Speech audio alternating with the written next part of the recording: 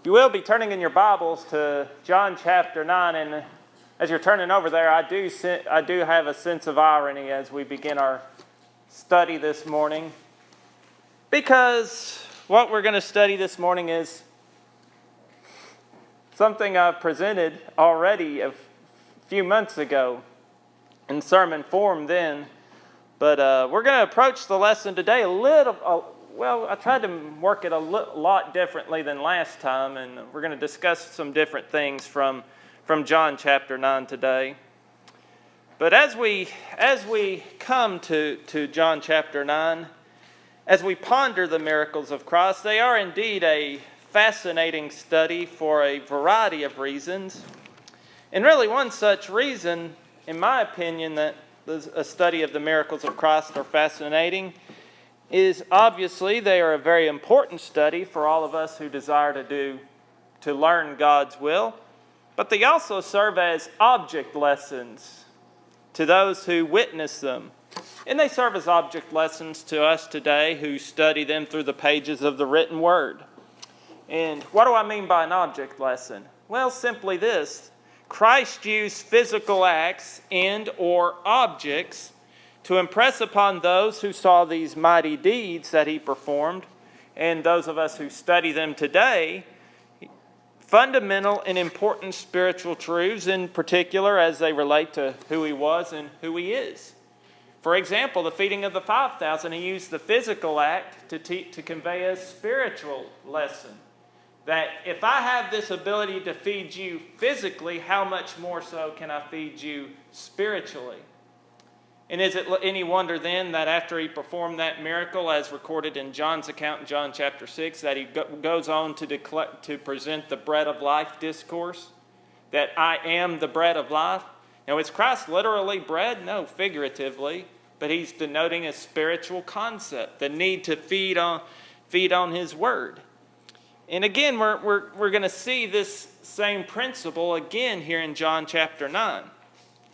Because our study for this morning here in John chapter 9 centers around a problem that afflicts many. And that is blindness. Physical blindness. When you think about those who are physically blind, it's a challenge for them, isn't it? It's a challenge because they cannot see, so they need help. And certainly there's a lot of things out there that they can use to help them live happy, productive lives and to be able to get around.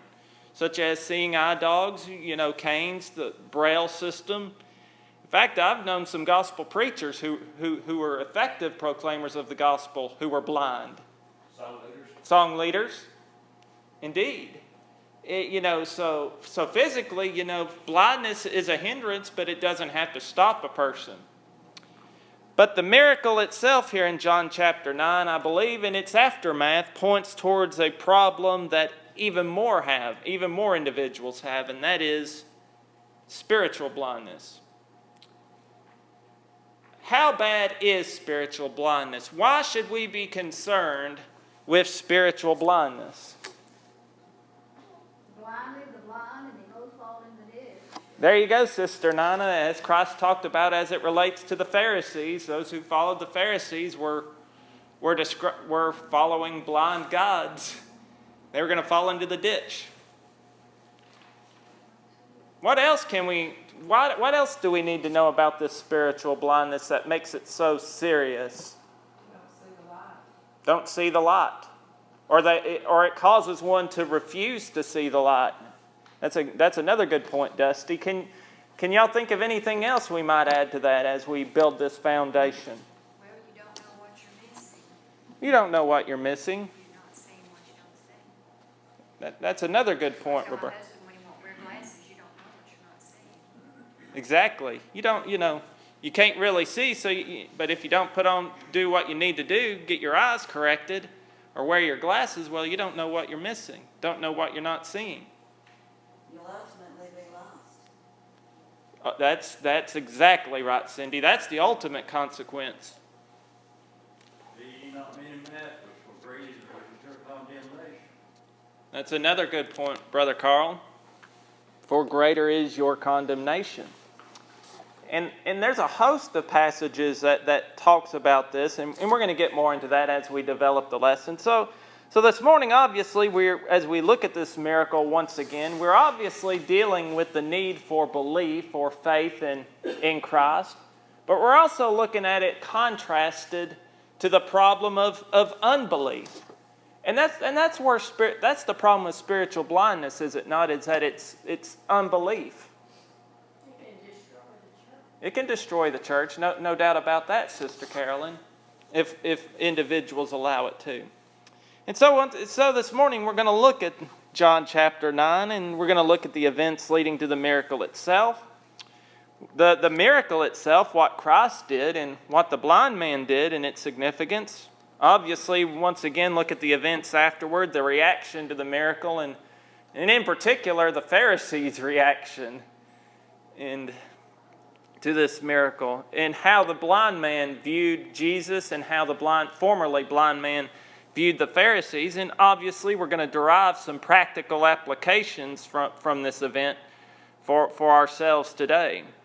And again, I think it's obvious, and again, we're going to show this from our study, that there is a blindness far worse than physical, and that is spiritual, because it results from a refusal to accept God's truth.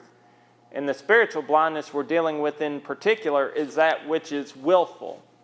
Such as there is a type of ignorance that is not willful. There are those who just don't know the truth because they haven't had the opportunity to hear the truth. They're ignorant in that regard. But yet there are those, on the other hand, who refuse to accept the truth. That's the difference, is it not? There's some who are not willfully ignorant. They're ignorant, but it's based on circumstances. But then there are others who are just simply willfully ignorant. That is, they don't want or they refuse. That's the difference we're trying to get at. I had a man tell me one time on people that how they put it was scared. I forgot how I was going to say it now. I lost my thought. He said the only ones that feared God were those scared to die. I thought people about done the same thing. Wow, that's just a sad statement. Scared of God. It's the opposite. You don't fear death if you believe in God. No, that's exactly right, Roberta. If you fear God, that is, reverence God, if you obey God, as Christians, as we live faithfully, we're not afraid to die, are we? Death is fearful, and the Bible doesn't sugarcoat that. Death is a fearful enemy, but as Christians, understanding who we are, what we're doing here in this world, we're not afraid to die. Paul wasn't afraid to die, was he? For me to live as Christ, but to die is gain. And you think about his words there in 2 Timothy 4, verses 6 through 8. I fought a good, the time of my departure is at hand. I'm ready to be offered. The idea there of literally being poured out. Paul wasn't afraid to die. The psalmist talked about walking through the shadow of the valley of death, but I will fear no evil. Thy rod and thy staff, they comfort me, there in Psalm 23. So views such as that just show a woeful lack of understanding of who God is, who Christians are, and what the Bible teaches. And This fear can also get you in accepting the Lord. I mean, it can. the fear, you're not fearful what you're fearful what will happen if you don't accept the Lord. Oh, that's no doubt. That can be a motivating factor too, Brother Carl. There's no doubt about that. The Bible says that's the beginning of it. Fear of the Lord is the Fear God and keep His commandments, for this is... In fact, Christ said in Matthew chapter 10, fear not them which are able to kill the body, but fear Him which is able to destroy both body and soul in hell. in Psalms it says several times that the fear of God is the beginning of righteousness. It's the beginning. If I didn't fear God, I wouldn't be here. And we understand fear has many concepts to it. The book of Proverbs, that's the basic theme of that's godly fear. And I think that's one of the things that's lacking in our society today, is it not, is godly fear. And many people, just a lack of fear of God, lack of respect for God. But that shows you, as we're going to talk about in our sermon today, well, both this morning and tonight, the irrational behavior that sin brings. There's nothing reasonable about sin, is there? And certainly we see that behavior manifested here in John chapter 9. But as we think about this particular chapter, first of all, let's look at verses 1 through 3, the occasion of the miracle. And first of all, verse 1, and some of these passages we'll go through very quickly. Who he saw was a man born blind from birth. Brother Guyan Woods, in his commentary, notes that it is most likely that this man was a well-known figure in Jerusalem, and that many were acquainted with him and were well aware of his disability. And this makes sense, does it not, just based on what happens afterward? The neighbors here seeing this man, and they're astonished. So we get the statement he makes that this man was probably well known certainly is plausible, is it not? Just based on the text. And so verse number 2, understanding what Jesus saw, the disciples asked him a question. Master, who did sin, this man or his parents, that he was born blind? And as we've pointed out before, a common belief among the Jews was to attribute all suffering and calamity resulting from sin, either personal or parental. And again, Christ was asked this question on another occasion in Luke chapter 13, verses 1 and following, where it talked about the events at the Tower of Siloam and how so many people lost their lives and how Pilate had mingled their blood with their sacrifices. And Christ asked them, suppose ye that these Galileans were sinners above all the Galileans because they suffered such things? Well, notice verse 3. Christ said, I tell you, nay. That is, no. And he sort of emphasized that word, no. Except ye repent, ye shall all likewise perish.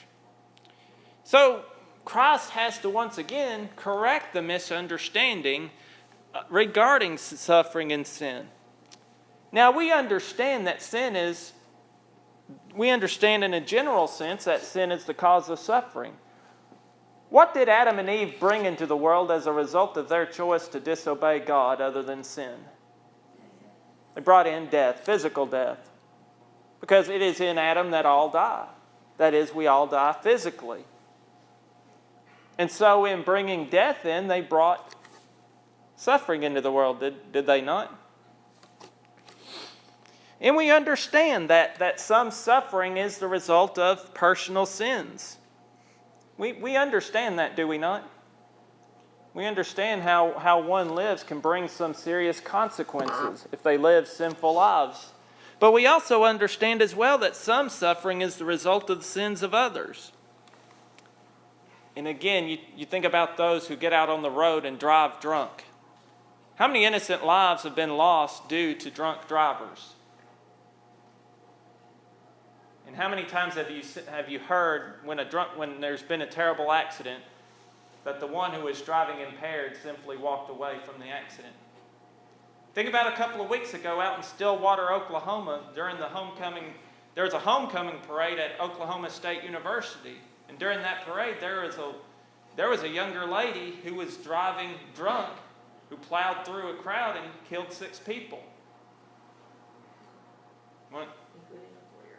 Including a 4-year-old child. Innocent lives suffered due to the choice of someone to engage in sin. Obviously, she walked away from the accident. We understand, this happens. But we also understand that not all suffering is the result of sin. Even Christ affirms that here.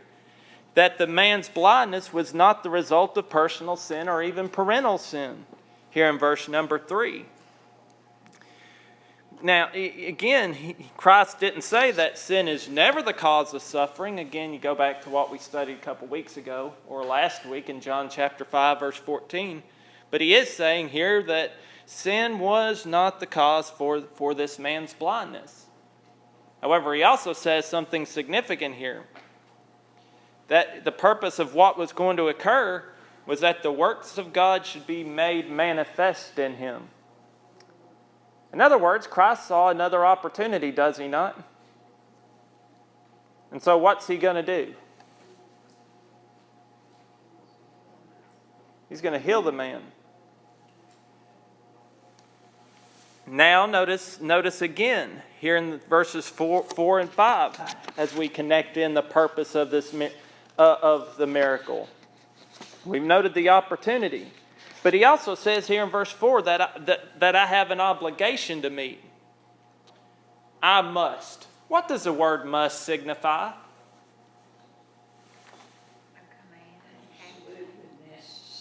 That is exactly right, Sister Ruby, and you too, Roberta. Something that is absolutely necessary. Something that has to be done.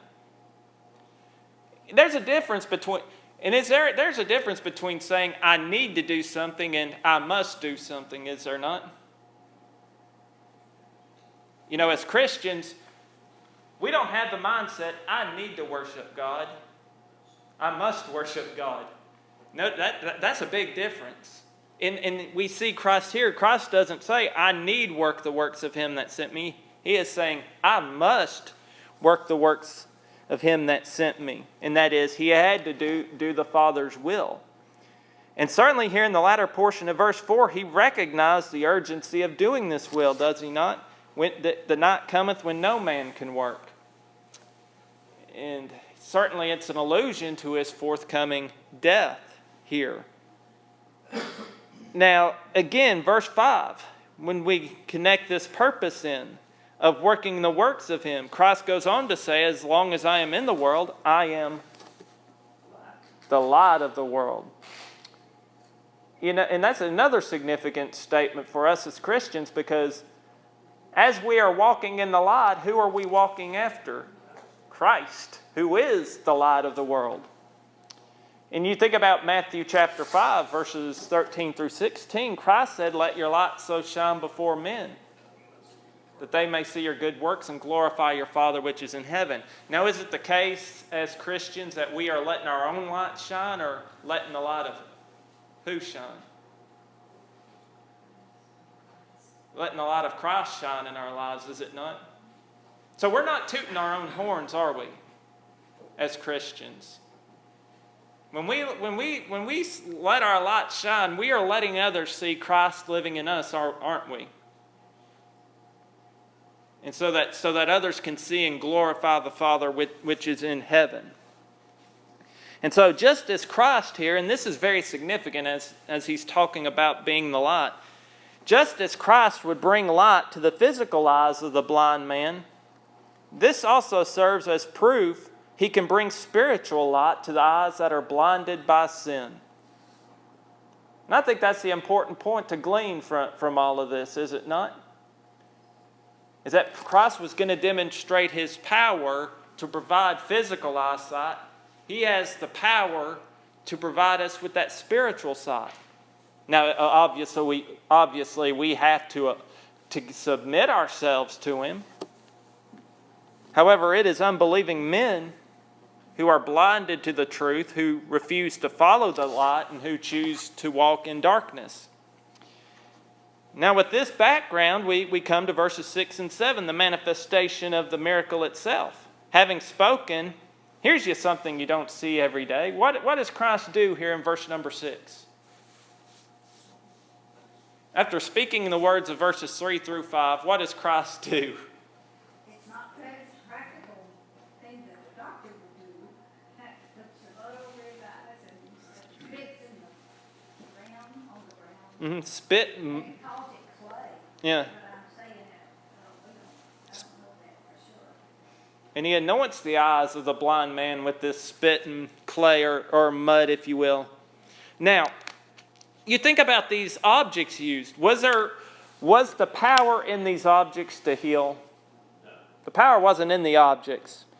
Was the power when Elisha told Naaman to go dip in the Jordan River 7 times? Was the power in the water? No. Power was obedience. Power is in faith. And he didn't do it if he wanted to obey. That's exactly right, Sister Nina. You see, these were the objects or the means by which God's power, His grace, was manifested. Again, you see verse 7. Christ tells them to do what? Go wash in the pool of Siloam, which is by interpretation sent. And so here we see instruction, first of all. Christ instructs the man to do something. And then we see the application of that. He went his way, therefore, washed, and came seeing.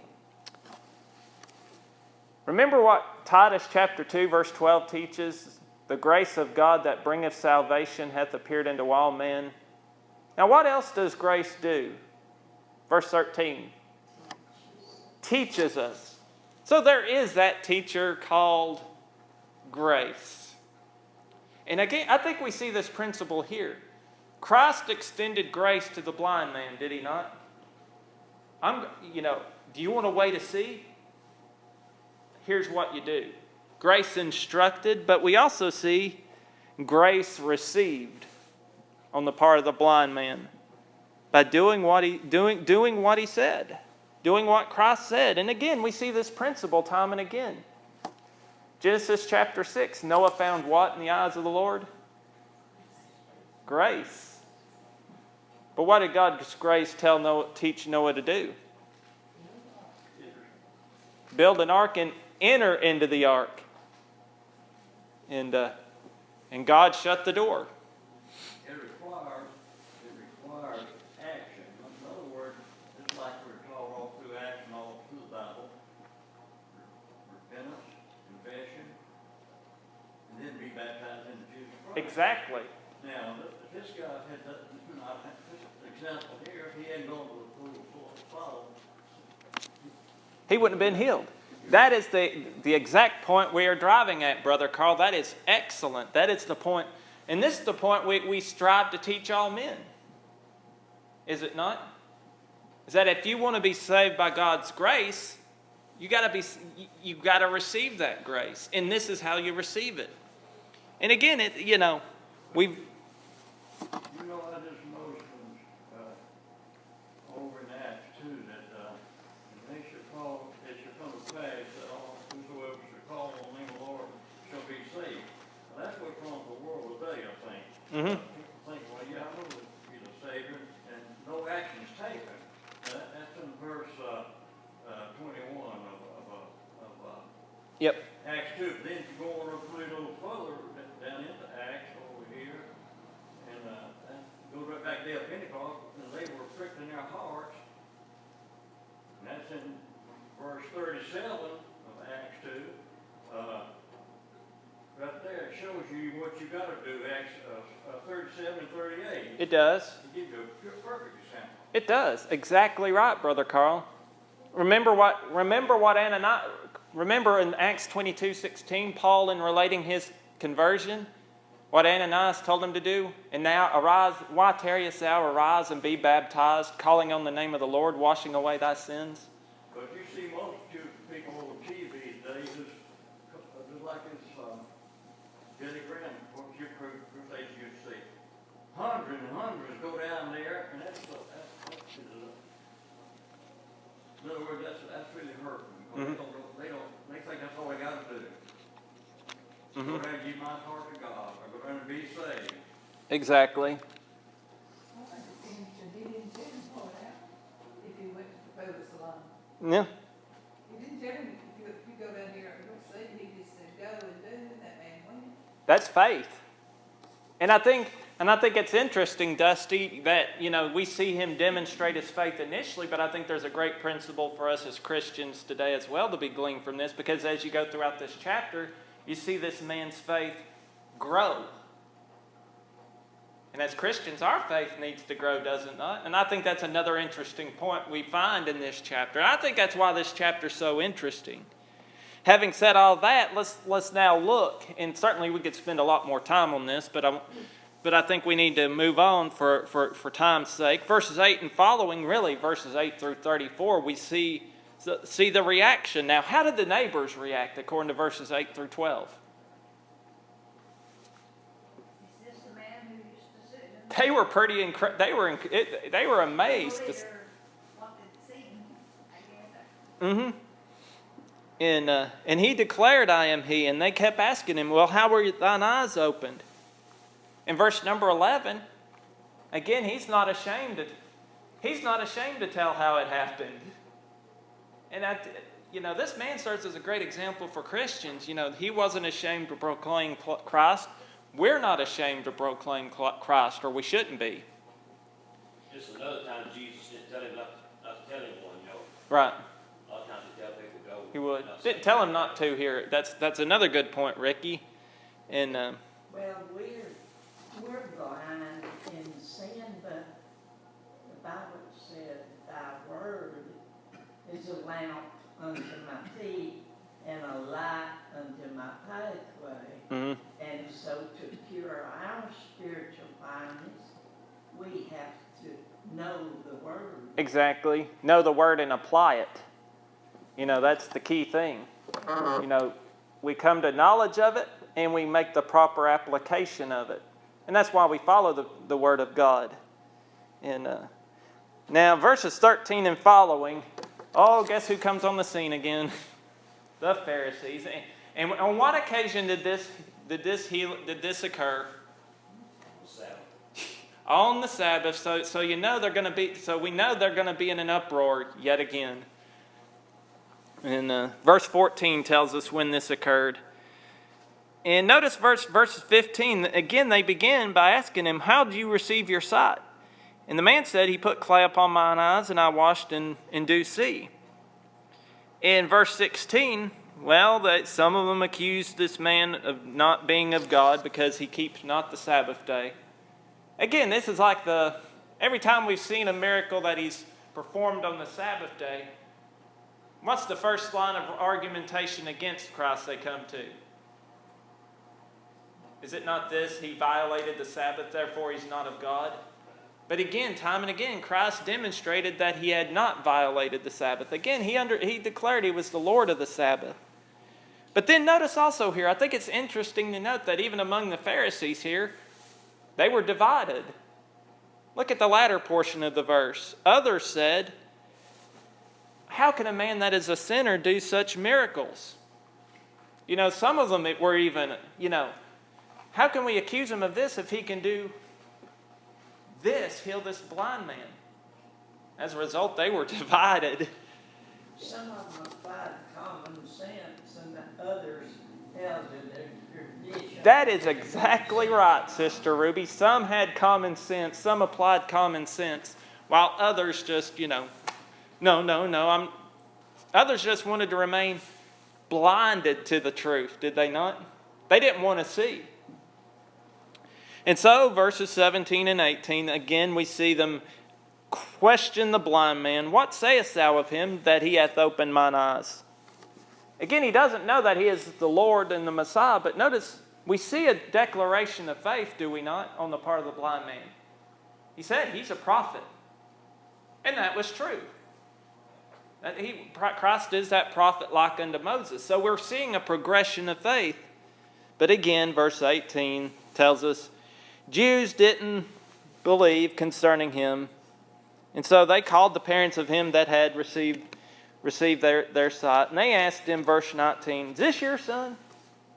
Now, what did the parents do in verses 20 through 23? What did this man's own parents do? Asked him. Asked my son. They found him. If somebody's going to be in trouble, it's not going to be us. So they were unwilling to stand up for their son. And be happy for him. What a nice Yeah. day. When I was a kid and I read that, I thought, And the reason they did it, because who did they fear? They feared the Jews. And they didn't want to be put out of the synagogue, did they? So it reminds you that, of John 12, 42 and 43, that some there refused to confess Jesus because of the Pharisees, and some loved the praise of men rather than the praise of God. And Well, these parents were not present. They didn't know really what had happened, did they? But they said, this is son, but we don't, they didn't know why you could see Mm-hmm. if they were. But I think it's amazing they refused to stand up for him. I mean, that's what sort of... Well, I don't see that. What are you all basing that on? I think, just based on the whole thing in verses 20 through 23, they asked him, how then doth he now see? The parents answered him and said, we know this is our son, and he was born blind. But by what means he now seeth, we know not, or who hath opened his eyes, we know not. He is of age, ask him, he shall speak for himself. If they were not there when it happened, how would they know? But verse 22 is the key, Sister Ruby. Verse 22, because the text tells us, these words spake his parents because they feared the Jews. That's the key, isn't it? Said these things because it feared, seemed like. Yeah, that's the key there. That's the key to understanding this whole situation, is what the text declares here in verse 22. Now it's because of this, verse 24, the Pharisees say, what did they say here, verse 24? It's sort of an arrogant declaration. Give glory to God. Yeah, what else? They say we know something. We know that this man is a sinner. So we see their arrogance again. And the only proof they offered was that he healed on the Sabbath, so they affirmed that miracles took place. And then they turned around and accused him of violating the Sabbath, which is a total denial of the miracles. And The Pharisees were afraid that they would lose their job security because everybody was screaming. there's no doubt about that, Sister Nina. They had worked hard to get themselves into prominent positions, and they did not want to see all of that come crashing down. Kill anybody that got in their way. In fact, we're told that Christ was delivered up to be crucified specifically out of envy. Was he not? Envy on the part of the Jewish religious leaders that we see here. Now, verses 25 through 33, we see this beautiful argument on the part of this formerly blind man. Again, it's out of faith. Again, verse 25, he says, whether he be a sinner or no, I know not. That is, he did not know who Jesus truly was, and he was not going to lie. That's in essence what he's going to say. I'm not going to say he's a sinner or not, because you guys are saying this. I do know. What I'm going to say is what I do know. And that's commendable. He says, what I do know is that I was blind, but now I see. And so what they could not do was uncover fraud. What the Pharisees couldn't do was uncover fraud. So what did they do? They go back to the original question, in verse 26. How do you open your eyes? What did he do to thee? Verse 27 again. Blind, you see that, I've told you already. And I guess you could see his irritation here. When you read this verse, you sort of see this man getting irritated with these unbelieving Pharisees. And he had set forth the facts 3 times, and yet to these blinded by unbelief, it was still no good. In verse 15, he explained how he had received his sight. Verse 17, he explained how he had received his sight. Verse 25, he explained again, or he talked about Jesus. I like 27 though. Mm-hmm. So, you want to become a disciple? Yeah. Ask the Pharisees, they will become disciples of Christ. Yeah. So, so he's standing up for Jesus, and he's irritated by their you see the evidence for yourself.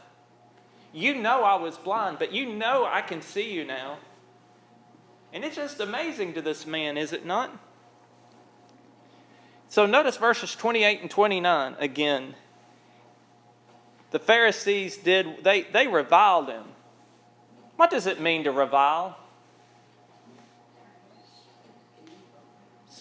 That's exactly right, Sister Ruby. Speak evil of, despise, treat with contempt. And again, it's ironic that the Pharisees admitted that this man was a disciple of Jesus. And it's a true statement in a sense because he was upholding what he knew about Jesus. And in a sense, they honored this man even though this was not their intent. So backhandedly, they were giving him a compliment, though they weren't attempting to. However, in following Moses, they're making the claim here in these verses that they claimed Moses as ultimate discipleship. Their view was to abandon Moses was to completely turn away from God, of which they accused this man of. Refusing again all the while, as we have stressed, to see that the one they accused of violating the Sabbath of sin was the same one that Moses pointed to in the book of Deuteronomy as being a prophet like unto him, but greater.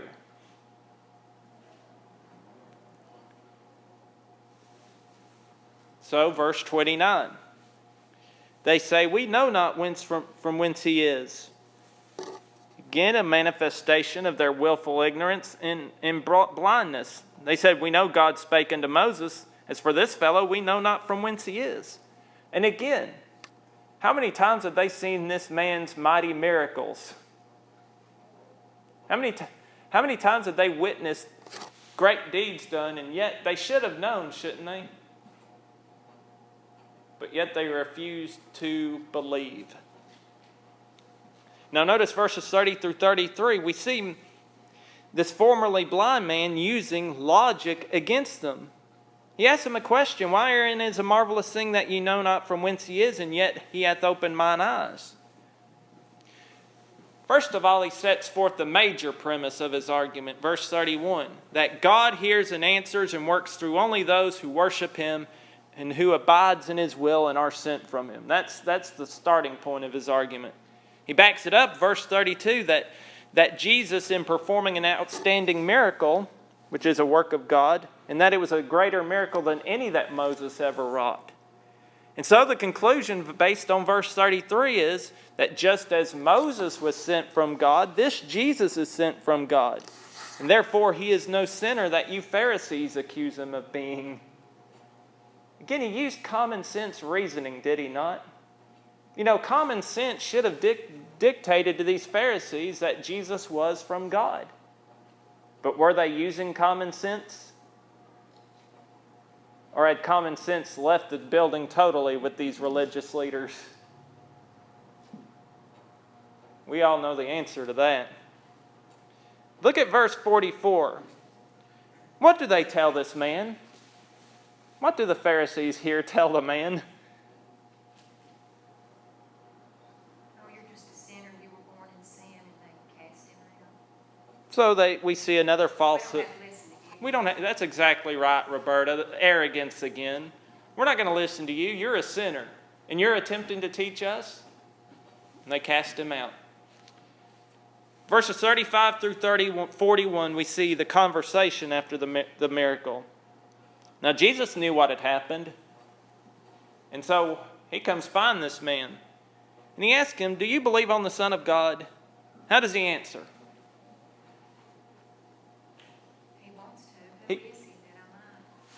That's exactly right, Sister Roberta. He wants to know. He has this desire, Lord, who is he that I might believe? How did and Jesus declared, I am he. Now it's both seen him, and it is he that talketh with thee. And what happened? How does this man react? Verse 38. I believe. Confesses him. And so, again, we see the progression of this man's faith throughout the chapter. And so he was convicted. And he confessed, and as a result, he worshiped him. We see the faith manifested. Verse 39, Jesus explains why he came. For judgment I am come into this world, that they which see not might see, and that they which see might be made blind. And we're going to need to hurry here. He came to provide sight to those who cannot see spiritually. The miracle itself serves as a lesson to impress this spiritual truth. However, in order to see, one must follow the true light, as we've already pointed out. But he also came to blind those who came to see, such as the self-righteous, know-it-all Pharisees. And they thought they knew it all, did they not? But they were blinded and they chose to remain in darkness. Verse 40, the Pharisees correctly perceived, they did do something right here. They correctly perceived that Jesus was talking of them, and they asked, are we blind also? And so Jesus attests in verse 41, if you were blind, you should have no sin, but now you say, we see, therefore your sin remaineth. And here Jesus points out the difference in spiritual blindness for lack of opportunity, having not yet been led to the light of truth, and the willful blindness of those who reject the light. Their profession of we see demonstrated their willful blindness and thus kept them from receiving the truth. This disposition added to their other sins, along with their supposed superior knowledge, it increased their guilt. And thus, because of such a sad disposition, these Pharisees remained and would remain in sin. It was this pride, this arrogance that kept them from seeing the truth, was it not? And that's the difference that Christ is pointing out here. And so as we close, we understand spiritual blindness is not a figment of the imagination. It is a reality. And certainly we've noted the difference between those who want to know the truth but haven't had the opportunity and those of the Pharisees. And eyes blinded to the truth because of this hard heart of unbelief always sets false standards. We see the situation then, we see it now. And eyes blinded to the truth because of this hard heart of unbelief always wants more evidence. Nothing is ever good enough. Again, you see it on the part of the Pharisees, and we see that today when we strive to teach others. But also, eyes blinded to the truth because of unbelief rejects the facts for feeling. Because a lot of people operate, well, I feel this, rather than what does the book say. So this account really offers us some powerful lessons regarding the problem of unbelief and the need to have true, genuine faith in Christ and how that faith is manifested through obedience. There can be no ifs, ands, or buts about it. Our time is up. Thank you so much for your comments and participation.